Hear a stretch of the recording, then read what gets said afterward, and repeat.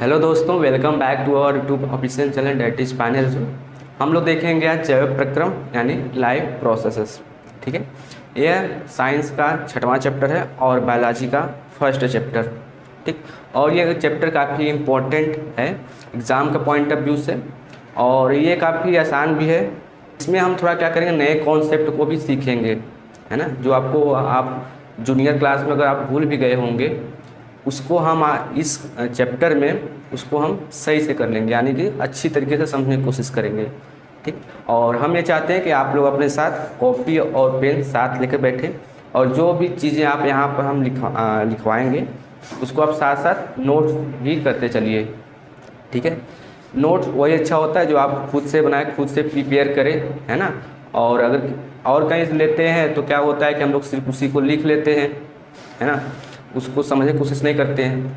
ऐसे क्या होगा कि जब हम आपको लिखवाएंगे तो आप समझेंगे कि हम क्या लिखवा रहे हैं। ठीक, तो इसलिए आप कॉपी पेन साथ लेके बैठे, और जो भी पॉइंट इंपॉर्टेंट रहेगा हम यहाँ पर लिखते चलेंगे, और जो आपको लगे कि ये चीज़ हमको लिखना चाहिए तो आप इस वाइट बोर्ड से देख कर लिख सकते हैं। ठीक है, तो चलिए स्टार्ट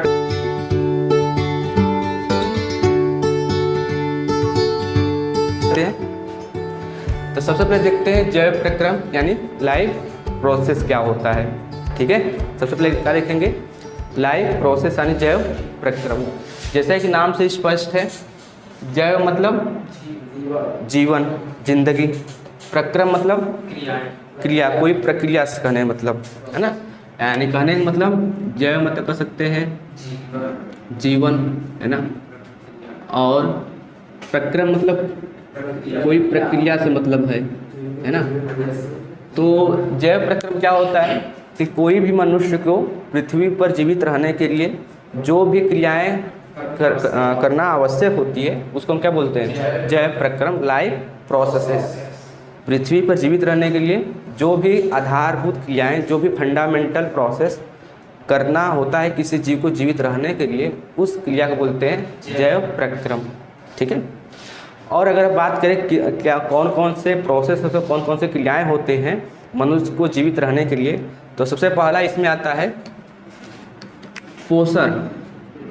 क्या होता है, पोषण, है ना। इसको हम बोलते हैं न्यूट्रिशन। ठीक है, क्या बोलते हैं, न्यूट्रिशन। ठीक है, और सेकेंड होता है हम लोग बताओ श्वसन, है ना, इसको हम बोलते हैं रेस्पिरेशन या रेस्पाइरेशन। ठीक है, और तीसरा कौन सा होता है, परिवहन। क्या होता है, परिवहन, इसको क्या बोलते हैं, ट्रांसपोर्टेशन। क्या बोलते हैं, ट्रांसपोर्टेशन। ठीक है, और नेक्स्ट एंड लास्ट होता है बताओ उत्सर्जन। ठीक है, उत्सर्जन को क्या बोलते हैं हम लोग, एक्सक्रीशन। क्या बोलते हैं, एक्सक्रीशन। तो ये हमारे एनसीईआरटी में 4 लाइफ प्रोसेस दिए गए हैं जिसको हमको डिटेल में स्टडी करना है। ठीक है, अभी क्या करते हैं हम लोग, छोटे छोटे इसका इंट्रो देख लेते हैं, है ना, थोड़ा आपको समझ में आ जाए कि क्या चीज़ होता है। बाकी हम आगे जब पढ़ेंगे चैप्टर में तो इसको हम डिटेल में पढ़ेंगे। ठीक है, अगर हम बात करें सबसे पहले पोषण क्या होता है, ठीक है, यानी न्यूट्रिशन क्या होता है, तो न्यूट्रिशन किसे कहते हैं, हाँ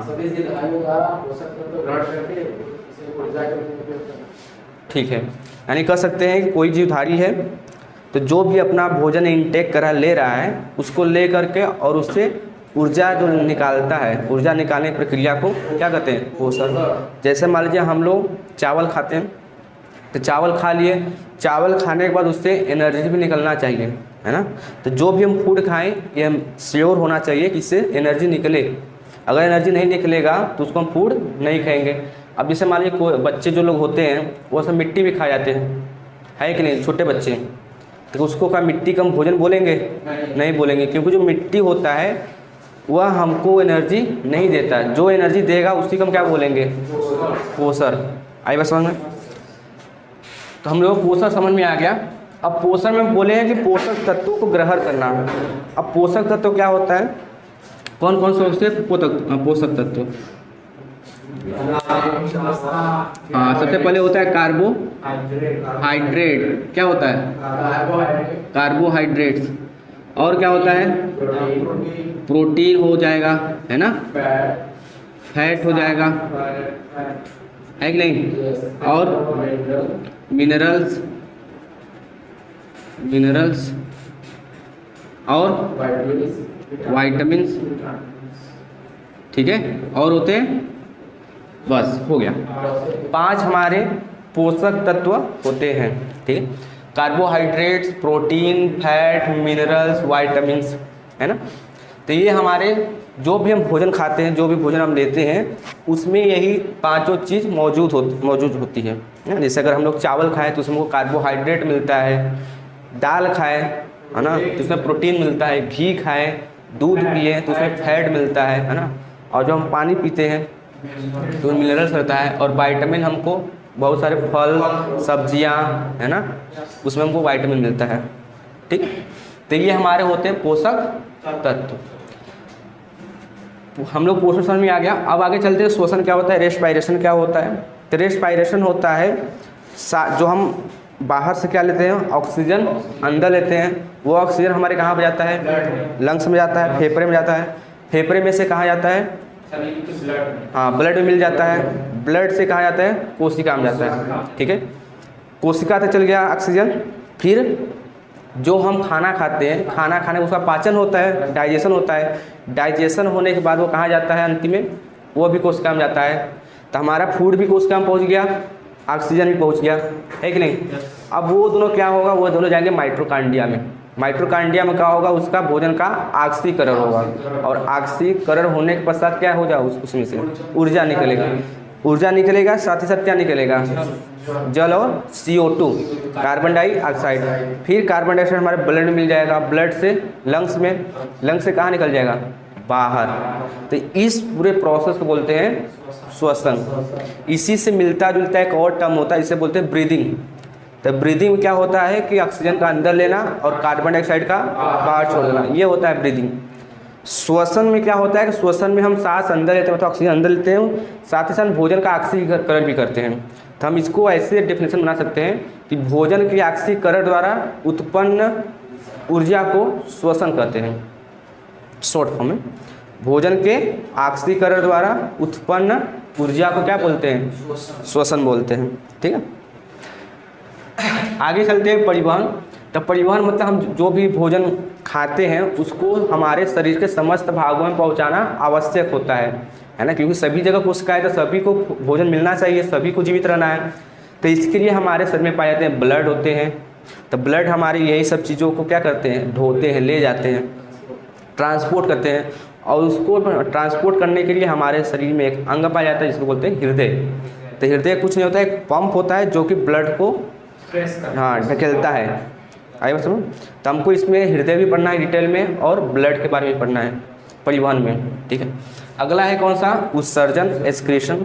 अब मालूम खाना खा लेते हैं, खाना के बाद उसका पाचन भी हो जाता है, पाचन होने के बाद कुछ ऐसे भी भोज्य पदार्थ होते हैं जो कि हमारे शरीर में नहीं पचते या हमारे शरीर के लिए हानिकारक होते हैं। तो यहाँ पर ये उचित हो जाता है कि उसको शरीर से बाहर निकाला जाए। अगर बाहर नहीं निकाला जाएगा तो हमारे शरीर के लिए पॉइजन का काम करेगा, जहर का, ठीक है। तो जो भी अपशिष्ट पदार्थ होता है, जो भी हानिकारक पदार्थ होता है, उसको शरीर से क्या कर दिया जाता है, बाहर निकाल जाती है, और इस प्रोसेस को बोलते हैं उत्सर्जन, ठीक है। तो ये हमारा हो गया इंट्रोडक्शन। अब हम पढ़ते हैं पोषण क्या होता है ना, पोषण। तो पहले हम देखेंगे पौधों में कैसे पोषण होता है, पौधे अपना भोजन कैसे बनाते हैं, है ना। फिर देखेंगे अमीबा में कैसे होता है, यानी अमीबा अपना पोषण कैसे लेता है, भोजन कैसे लेता है। और लास्ट में देखेंगे हम लोग मनुष्यों में पोषण। तो हमको इसमें 3 चीज़ों में अध्ययन पढ़ना है, पोषण पढ़ना है। पहला होगा हम लोगों का पौधों में पोषण, दूसरा अमीबा में, और तीसरा मनुष्यों में, ह्यूमन बींग्स में, ठीक है। आगे चले।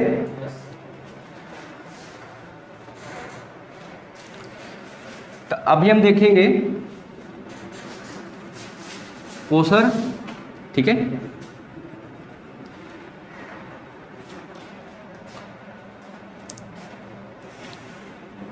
तो जो पोषण होता है उसको अगर हम थोड़ा कैटेगराइज करें, बांटें, तो जो पोषण होता है कितने प्रकार का होता है, 2 प्रकार का। कितने प्रकार का होता है? 2 प्रकार का। पहला क्या होता है बताओ? हाँ, स्वपोषी। इसको क्या बोलते हैं? ऑटोट्रॉप्स। क्या बोलते हैं? ऑटोट्रॉप्स, है ना। और दूसरा होता है परपोषी, और इसको क्या बोलते हैं? और हेट्रोट्रॉप्स। और परपोषी को और एक और नाम से जाना जाता है विषमपोषी। हाँ, ये हो जाएगा हेट्रोट्रॉप्स, ठीक है, हेट्रोट्रॉप्स। अगर हम बात करें स्वपोषी क्या होता है, ऑटोट्रॉप्स क्या होता है, तो ऑटोट्रॉप्स वे जीव होते हैं जो अपना भोजन खुद से प्रिपेयर करे, खुद से बनाए, उसको हम बोलते हैं स्वपोषी। परपोषी किसे कहते हैं? हाँ, बल्कि दूसरे जीवों पर आश्रित निर्भर डिपेंडेंट रहे, ठीक है, उसको क्या बोलते हैं? परपोषी। अगर हम बात करें एग्जाम्पल का स्वपोषी में, हाँ, सभी क्या होते हैं? ग्रीन प्लांट, ठीक है, ऑल ग्रीन प्लांट्स, है कि नहीं। और क्या होता है इसमें? हाँ, ब्लू ग्रीन एलगी, ठीक है, ब्लू ग्रीन एलगी, ठीक है। परपोषी में, हाँ, इसमें ब्लू सभी हरे पौधे छोड़ दे और ब्लू ग्रीन एलगी छोड़ दे, बाकी जितने भी जीव जुधारी बचते हैं सब क्या होते हैं? परपोषी। तब बोल सकते हैं ऑल एनिमल्स, है कि नहीं, सभी जंतु, ठीक है, जंतु जानवरों में करो, सभी जीव, इनको छुड़ाकर इन दोनों को, ठीक है, एक्सेप्ट दिस। हम लोग बात करते हैं कि जो पौधे होते हैं, जो ग्रीन प्लांट्स होते हैं, अपना खाना खुद से प्रिपेयर करते हैं, वो कैसे भोजन बनाते हैं उसको हम देखेंगे, ठीक है।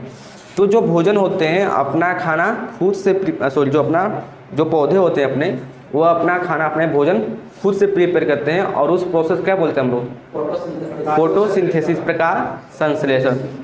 तो प्रकाश संश्लेषण क्या होता है कि पौधे द्वारा भोजन बनाने की प्रक्रिया को प्रकाश संश्लेषण कहते हैं, जिसमें सभी हरे पौधे वातावरण से CO2, मिट्टी से जल H2O और सूर्य के प्रकाश तथा क्लोरोफिल की उपस्थिति में क्या बनाते हैं? अपना भोजन या कार्बोहाइड्रेट बनाते हैं, ठीक है। चलिए तब देखते हैं इसको। जैसे मान लीजिए हमारे पास एक प्लांट है यहाँ पर, है ना, हमारे पास क्या है ये यहाँ पर प्लांट है,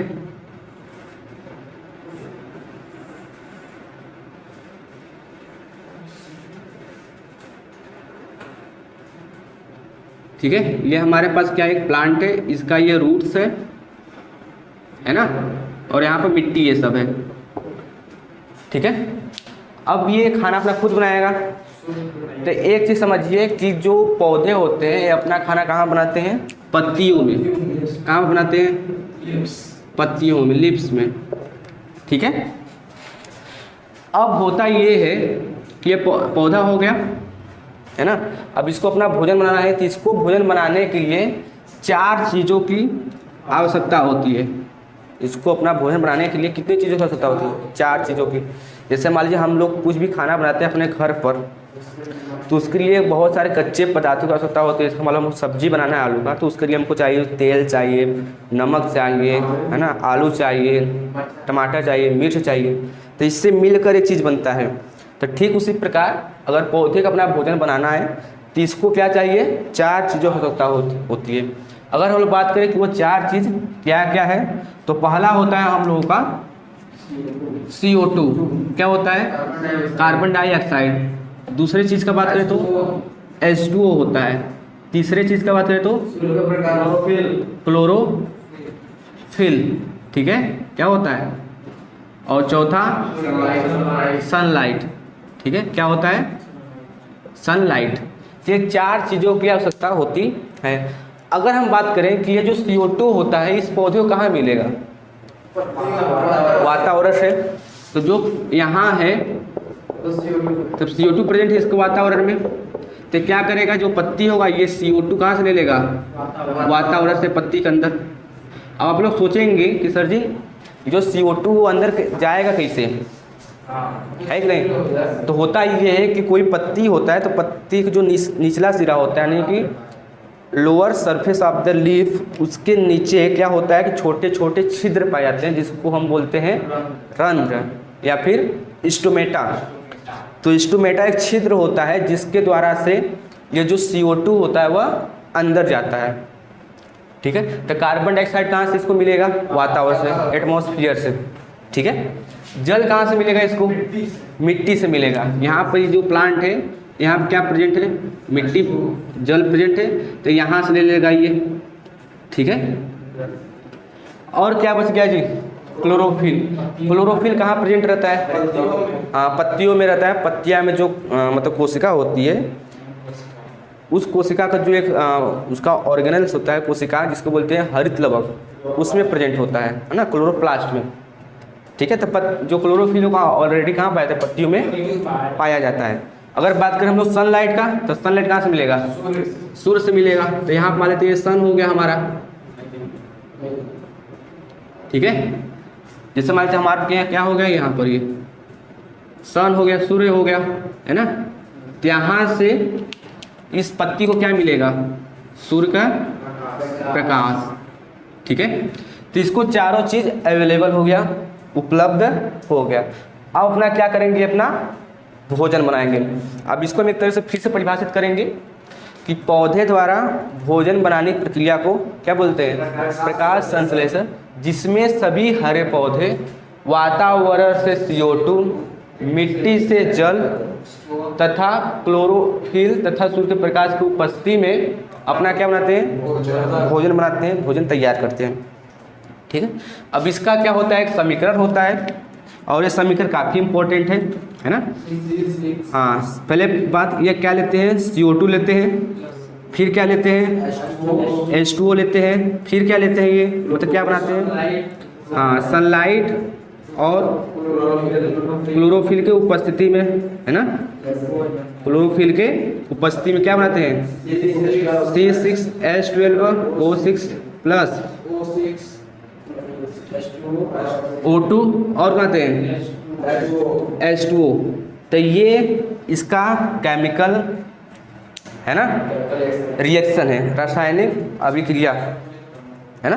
तो ये हमारा होता है प्रकाश संश्लेषण के लिए संतुलित रासायनिक समीकरण। ठीक है, अब हम समझने की कोशिश करते हैं कि इन चारों चीज़ों में किसकी क्या भूमिका होती है, किसकी क्या रोल होती है। ठीक है, बिठा दे इसको। चलिए,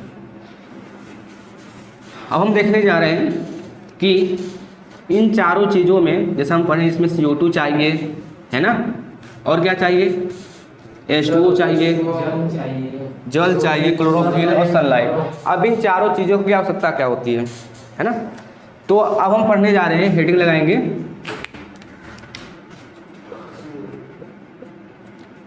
प्रकाश संश्लेषण प्रक्रिया में होने वाली घटना, है ना। कौन कौन सी घटना होती है, कौन कौन से इवेंट होते हैं। ठीक है, तो पहला होता है, बताओ पहला क्या होता है?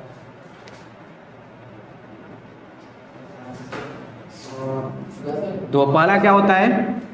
अवशोषण। क्या होता है? अवशोषण। भूल जा रहे हो तुम लोग, इसको क्या बोलते हैं? एब्जॉर्प्शन। क्या बोलते हैं? एब्जॉर्प्शन लोग था अवशोषण यानी एब्जॉर्प्शन। दूसरा क्या है? रूपांतरण। इसको क्या बोलते हैं? बताओ जी। कन्वर्जन। क्या बोलते हैं? कन्वर्जन। और तीसरा होता है अपचयन। ठीक है, क्या होता है? अपचयन। इसको बोलते हैं रिडक्शन। याद करो पहला चैप्टर केमिस्ट्री का, ऑक्सीकरण अपचयन आया कुछ याद? ठीक है, पहले देखो क्या प्रोसेस, इसमें कौन सा घटना है? अवशोषण।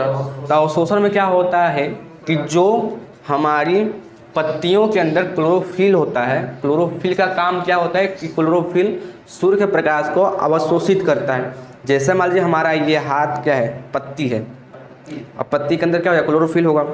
तो जो सनलाइट पड़ेगा इस पर, तो ये सनलाइट को क्या कर लेगा, अवशोषित एब्जॉर्ब कर लेगा। ठीक है, अगर सनलाइट नहीं रहेगी तो होगा क्या कि इस पर पड़ा, साथ हो सकता है इस पर कुछ रिफ्लेक्ट हो जाए, परावर्तित हो जाए, पड़े हो ना परावर्तन, जिधर से आए उसी में वापस चल जाए इसे। हाँ, तो समतल रबड़ होती है ना, तो क्लोरोफिल क्या करता है कि उसको परावर्तित नहीं होने देता, प्रकाश को अवशोषित कर लेता है, आता लेकिन जा नहीं पाता, खींच लेता है अंदर। तो क्लोरोफिल का क्या काम होता है कि ये प्रकाश संश्लेषण को अवशोषित करता है। ठीक है, प्रकाश को अवशोषित करता है। दूसरा, रूपांतरण में क्या होता है कि जो प्रकाश अवशोषित किया गया है, अब प्रकाश क्या है, एक प्रकार की विकिरण ऊर्जा है, रेडिएशन एनर्जी है, करने में एक प्रकार की ऊर्जा है। तो ऊर्जा क्या काम करेगा कि जो हमारा यहाँ से H2O गया है, H2O को हाइड्रोजन एटम और ऑक्सीजन एटम में तोड़ देगा, अलग अलग कर देगा। मतलब रूपांतरण मतलब उसको कन्वर्जन कर दिया, कन्वर्ट कर लिया, हाइड्रोजन परमाणु अलग कर दिया, ऑक्सीजन परमाणु अलग। ठीक है, तीसरा होता है स्टेप अपचयन, रिडक्शन। रिडक्शन में क्या होता है कि जो CO2 होता है यानी कार्बन डाइऑक्साइड, उसको क्या करता है, अपचयित कर देता है। अब अपचयन क्या होता है बताए थे, जब किसी तत्व या परमाणु में हाइड्रोजन का योग हो, हाइड्रोजन का योग हो या फिर ऑक्सीजन निकले, तो यहाँ पर हाइड्रोजन हो रहा है, यहाँ हाइड्रोजन आके जुड़ेगा। तो देखो CO2 कार्बन है और ऑक्सीजन है, अब हाइड्रोजन आ जाएगा तो क्या बना लेगा, C6H12O, ग्लूकोज। ग्लूकोज में क्या होता है, कार्बन होता है, हाइड्रोजन और ऑक्सीजन होता है। कार्बन डाइऑक्साइड के क्या क्या पास है, कार्बन है, ऑक्सीजन, और क्या चाहिए, हाइड्रोजन चाहिए, तो हाइड्रोजन को जुड़ जाएगा। तो इसी क्या प्रोसेस बोलते हैं, अपचयन। अब बात समझ में आई? इसके पहले जब पढ़ाया था तुमको समझ नहीं आ रहा होगा, नहीं आता, लेकिन जब पूरा चैप्टर पढ़ लिया अपचयन क्या होता है तब भी समझ में आ गया होगा। ठीक है, तो बताओ पहला स्टेप में क्या होता है अवशोषण में, अवशोषण में क्या बताया है, हाँ, क्लोरोफिल द्वारा सूर्य के प्रकाश को अवशोषित किया जाता है। ठीक है, क्या किया जाता है, अवशोषित किया जाता है। ठीक है, ये हो गया फर्स्ट स्टेप। दूसरा का स्टेप में क्या था कि जो अवशोषित प्रकाश है, अब उसको हम प्रकाश न बोलकर क्या बोलेंगे, ऊर्जा। ठीक है, यहाँ हम लिखते हैं प्रकाश, या ब्रैकेट में क्या लिख देते हैं, ऊर्जा। ठीक है, तब प्रकाश H2O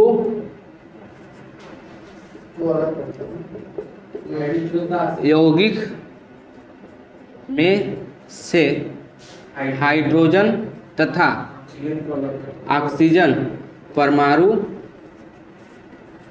को अलग कर देगा। ठीक है, प्रकाश क्या करेगा, जो प्रकार की ऊर्जा है वह H2O यौगिक में से हाइड्रोजन और ऑक्सीजन, मतलब हाइड्रोजन को अलग कर देगा, ऑक्सीजन को अलग कर। ऐसे समझो कि ये H2O है, ये क्या है, H2O है, सनलाइट पड़ा तो सनलाइट क्या करेगा, पड़ करके यहाँ से खटकियाँ अलग कर देगा, हाइड्रोजन अलग, ऑक्सीजन अलग। पहले एक का था H2O, देखो H2O मतलब इसमें हाइड्रोजन एक का मतलब हाइड्रोजन ऑक्सीजन एक ही मिला था।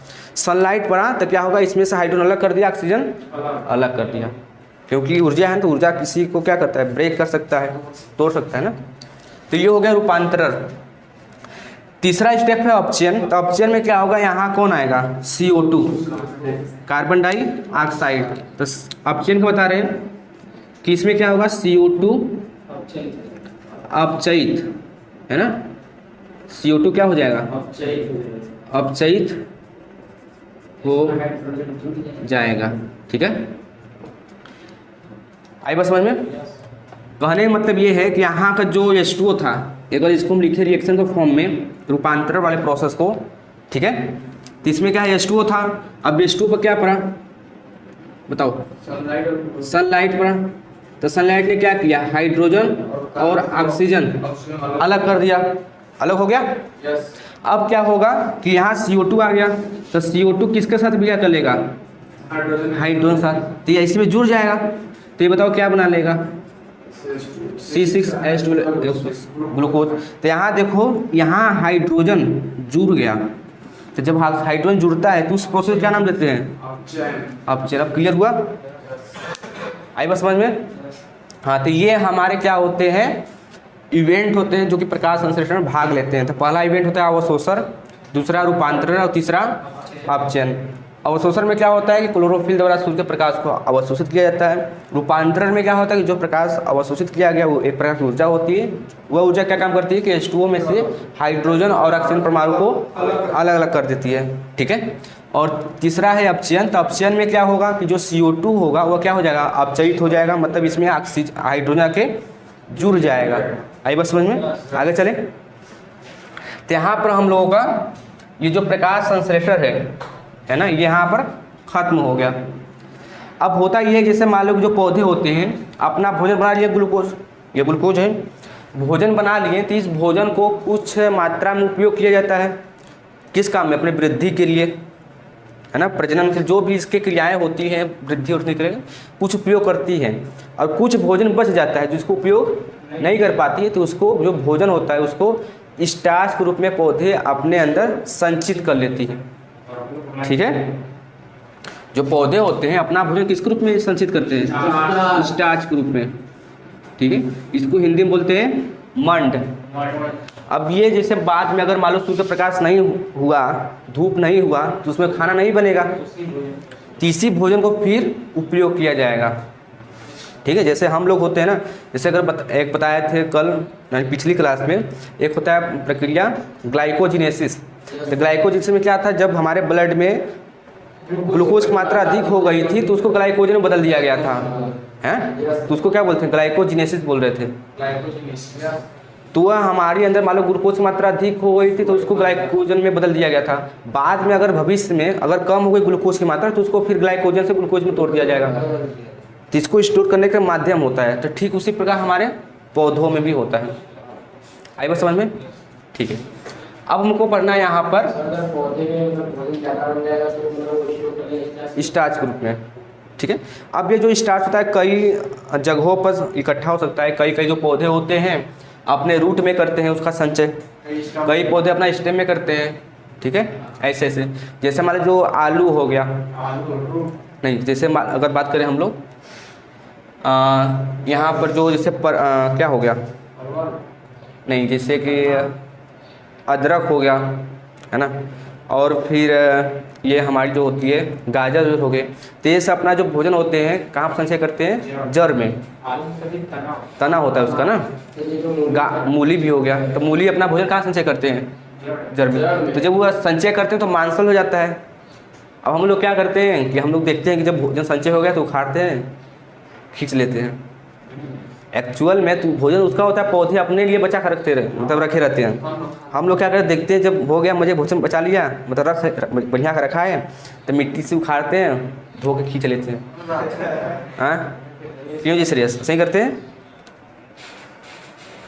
खाते हो नहीं तुम क्या चीज़,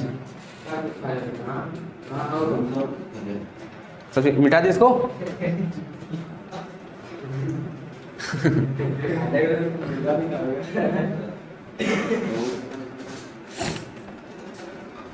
अब देखो आगे हम लोगों का है हेडिंग रंध्र की संरचना, है ना, रंध्र की संरचना। अभी हम बताएं कि जो CO2 होता है वह क्या होता है, किसी रंध्र के द्वारा अंदर जाता है। और एक चीज, अच्छा जो प्रकाश संश्लेषण था उसमें हम CO2 लिए थे, H2O लिए थे, और क्या बन रहा था, ग्लूकोज और ऑक्सीजन। तो जो ऑक्सीजन बना है उस ऑक्सीजन को फिर जो पौधे होते हैं अपने श्वसन में कुछ इस्तेमाल करते हैं और बाकी जितना होता है बाहर निकाल देते हैं उसी रंध्र के द्वारा। तो रंध्र का क्या काम होता है, CO2 अंदर भी लेगा, ऑक्सीजन बाहर भी छोड़ देगा हम लोगों के लिए, ठीक है, या जो जंतु होते हैं उनके लिए, ठीक है। आगे हम देखेंगे अब रंध्र क्या होता है। रंध्र मतलब हाँ स्टोमेटा। ये जो स्टोमेटा है ये एक सिंगुलर है, सिंगुलर प्लूरल नहीं, प्लूरल है, प्लूरल है। तो इसका सिंगुलर बताओ क्या होगा, अगर हम लोग बात की इसका सिंगुलर, सिंगुलर मतलब एक वचन, सिंगुलर होता है स्टोमा। तो स्टोमा कहीं लिखा है मतलब एक रंध्र का बात हो रहा है, अगर कहीं स्टोमेटा लिखा है तो एक से अधिक मतलब प्लूरल में है। आई बात समझ। तो अगर जो पत्तियां होती हैं, पत्तियां इस प्रकार की होती हैं ऐसे, ये हमारी हो गई पत्ती हो गई, है ना। अगर हम बात करें इसकी संरचना के बारे में कि पत्ती कौन कौन से भाग होते हैं, तो ये हो गई पत्ती, ठीक है। यहाँ जो ये डंठी निकली है, अगर इसको हम बोले क्या कहते हैं इसको, डंठी को, इसको पेटियोल, क्या कहते हैं इसको, पेटियोल, ठीक है। इसको क्या बोलते हैं, जो ये चौड़ा निकला है, ये चौड़ा भाग, इसको बोलते हैं हम लोग लैमिना। क्या बोलते हैं, लैमिना, ठीक है। और यहाँ पर जो ये बीचों बीच गया है, इसको क्या बोलते हैं, मिड रिब, है ना, मिड रिब। और यहाँ जो ऐसे पतला पतला निकला है नस की तरह, ऐसे से निकला आता है ना, इसको बोलते हैं वेंस, है ना। आई बात समझ। ये आगे चल के और ऐसे ऐसे बढ़ जाता है, जैसे कि जो अथवा पत्तियाँ होती हैं बरगद का, तो उसमें देखोगे तो ऐसे ऐसे मजे निकला रहता है, तो उसको बोलते हैं वेन्योल्स, वेनलेट्स, वेनलेट्स बोलते हैं। क्या बोलते हैं, वेनलेट्स। आई बात समझ में। अब मान लो पत्ती ऐसी है, ठीक है, मान लो पत्ती इस प्रकार से है, ऐसा होता है, हमारा हाथ मान लो क्या है, पत्ती है, तो जो इसका ऊपरी सतह होता है उस पर ये जो स्टोमेटा होता है इसकी मात्रा कम होती है, और जो निचला सतह होता है उस पर रंध्रों की संख्या या स्टोमेटा की संख्या अधिक होती है, ठीक है। तो जब हम अगर हम एक रंध्र की संरचना देखें तो रंध्र हमारा कुछ इस प्रकार से दिखाई देता है। सेम का बीज देखो, उसी प्रकार लग रहा है ये सेम का ऐसे होता है, ठीक है। यहाँ पर जो ये स्थान बचा है, ये जो खाली स्थान है, इसी खाली स्थान को बोलते हैं हम लोग रंध्र, स्टोमेटा, ठीक है। और ये जो है, जैसे मान लो कि हमारा ये हाथ है ऐसे ऐसे है, तो यहाँ इसको और इसको, ये इन दोनों चीज़ को बोलते हैं गॉड सेल। क्या बोलते हैं, गॉड सेल या फिर गार्ड सेल, ठीक है। हाँ, गार्ड सेल मतलब किसी को रक्षा करेंगे, किसको रक्षा करेंगे, गार्ड सेल ये डिसाइड करते हैं कि कब रंध्र खुलेगा कब रंध्र बंद होगा। देखो अगर ये ऐसे है तो खुला रहेगा, अगर ऐसे चिपक गया तो बंद हो गया ना। समझ पा रहे हो नहीं। हाँ, तो ये ऐसे रहता है तो खुला रहता है, अगर ऐसे हो जाएगा तो बंद हो जाएगा। तो ये खुले रंध्र की संरचना है, ठीक है। और यहाँ पर हम बना सकते हैं हरिप्लवक होते हैं, क्लोरोफिल होते हैं। अब भाई सेल है, कोशिका है, तो उसमें रहेगा, है ना, ठीक है। तो ये खुले रंध्र की संरचना है। इस बार के एग्जाम में ये आया था कि खुली रंध्र की क्या बनाइए, हाँ, संरचना बनाइए। बंद रंध्र में क्या हो जाएगा बताओ, ये बंद हो जाएगा, यानी कुछ इस प्रकार से बनेगा। ये तुम लोग नहीं पढ़े थे, हम लास्ट में लिखवाएंगे इसको इस प्रकार से। देखो ये बंद हो गया एकदम, ठीक है। अब आपके मन में प्रश्न उठ रहा होगा कि सर जी ये जो रंध्र है कब खुलेगा कब बंद करेगा। अब इसे हम लोगों के पास माइंड है, हम लोग जब चाहेंगे तो ऐसे कर लेंगे, जब चाहेंगे तो ऐसे कर लेंगे। अब पौधों के पास कौन सा माइंड होता है कि ऐसे करेंगे, माइंड होता है, नो माइंड। सीरियस होता है पौधों के पास माइंड, नहीं होता है। तो इनके पास एक ऐसा जरिया होता है जिसको बोलते हैं हम वाटर, है ना। ध्यान सुनो, अगर रंध्र में पानी की मात्रा अधिक हो जाएगी तो जो रंध्र होता है खुल जाता है। रंध्र क्या होता है, अगर रंध्र में पानी की मात्रा कम हो जाएगी तो रंध्र बंद हो जाता है। अब ऐसा समझो, इस मान कोई गुब्बारा है, गुब्बारे में छेद कर दिए छोटा सा ना, अब उसमें क्या करो, हवा भरो चाप के, अथवा बंद कर दो जिससे जो छेद किए हो, और गुब्बारा में क्या करो, फिर हवा भरो। जब हवा भरोगे, हवा भर दो, फिर चौचक, फिर यहाँ से छोड़ो। जब छोड़ दोगे तो देखोगे हवा निकलेगा, तो उसका जो साइजवा होगा बड़ा बड़ा हो जाएगा, जो छेद किए रहोगे बड़ा हो जाएगा ना। और जब उसमें हवा नहीं रहेगा तो तुमको छिद्र नहीं जाएगा कहाँ पर, छेदा है। तो मतलब जब उसमें था हवा तब दिखाई दे रहा था, जब हवा नहीं था तो उसमें छिद्र। तो ठीक उसी प्रकार अगर रंध्र में पानी है मतलब हवा है, मतलब उसमें एग्जाम्पल दिए थे हवा गुब्बारा में, इसमें क्या डाले हम लोग, पानी। अगर पानी की मात्रा अधिक रहेगा तो फूल जाएगा, अगर पानी की मात्रा कम रहेगा तो यहाँ पर कौन डिसाइड करता है कि इंस्ट्रूमेटा खुलेगा कि बंद करेगा? गार्ड से। गार्ड में कौन से मतलब इसमें क्या भरा होता है, पानी। अगर पानी की मात्रा अधिक रहेगी तो खुल जाएगा, ठीक है, और पानी की मात्रा कम रहेगी तो बंद हो जाएगा। तो जब पानी की मात्रा अधिक हो जाएगी, जब पानी की मात्रा अधिक हो जाएगी, जब फूल जाएगा, तो इस अवस्था को बोलते हैं टर्जिट। क्या बोलते हैं? टर्जिट, ठीक है। हाँ ये जो है हमारा, हाँ ओपन ये ओपन स्टोमेटा का है, ये क्लोज्ड स्टोमेटा का है। एक को बात हो गया ना, इसको स्टोमा बोलेंगे। हाँ स्टोमा बोलेंगे। तो ये ओपन स्टोमा है, ये क्लोज स्टोमा है। क्लियर है? ठीक है। और जब स्टोमेटा बंद रहता है तो उसको बोलते हैं हम फ्लैसिड। क्या बोलते हैं? फ्लैसिड। फ्लैसिड मतलब बंद है। ऐसे समझो जब कुमारा फूला है तो उसको कहेंगे टर्जिट है, जब कुमारा पीछे गया हवा नहीं है तो उसको फ्लैसिड। हिंदी उनको नहीं पता इसको ना, इसको बोलते हैं शायद संकुचन से कुछ बोलते हैं, क्लियर नहीं है ना। टर्जिट और इसको क्या बोलते हैं? फ्लैसिड। आई बात समझ में? रंध्र का तो पता चला। तो इसी में से अच्छा, अब रंध्र का क्या काम होता है अगर हम फंक्शन देखें रंध्र का, जो स्टोमेटा है उसका फंक्शन क्या होता है, तो हम बताएं इसके कितने मेजर फंक्शन होते हैं? दो। पहला ये काम करता है कि ऑक्सीजन और कार्बन डाइऑक्साइड का परिवहन करता है, अदला बदली, एक्सचेंज। तो exchange of oxygen and carbon dioxide पहला काम होगा। दूसरा कि वाष्पोत्सर्जन। जब क्या होता है कि जब पत्तियों में या पौधों में पानी की मात्रा अधिक हो जाती है तो उसको आवश्यकता से जो ज़्यादा पानी हो गई उसको फिर वातावरण में छोड़ दिया जाता है, और इस प्रक्रिया को बोलते हैं वाष्पोत्सर्जन, ट्रांसपीरेशन बोलते हैं इसको। हाँ, जब क्या होता है पौधों में पानी की मात्रा अधिक हो जाती है तो उसको स्टोमेटा के द्वारा बाहर निकाल दिया जाता है, ठीक है। इसका अगर परिभाषा देखें तो ये होता है कि पौधे के वायवीय भाग द्वारा होने वाले जल की हानि को क्या बोलते हैं हम लोग? वाष्पोत्सर्जन, ठीक है। ये भी होता है जैसे पौधों को ज़्यादा पानी भी नहीं देना चाहिए कि आज तुम भैया मजे के इमोशनल हो गए, लो भैया पानी पियो चाप के एकदम, पानी डालते गए। हाँ ठीक है, ज़्यादा पानी में नहीं डालना चाहिए, ठीक है, आवश्यकता से अधिक नहीं कोई भी। हाँ तो ये हो गया हम लोग के रंध्र के बारे में, ठीक है। तो हम बताएं कि रंध्र के कितने फंक्शन होते हैं? दो।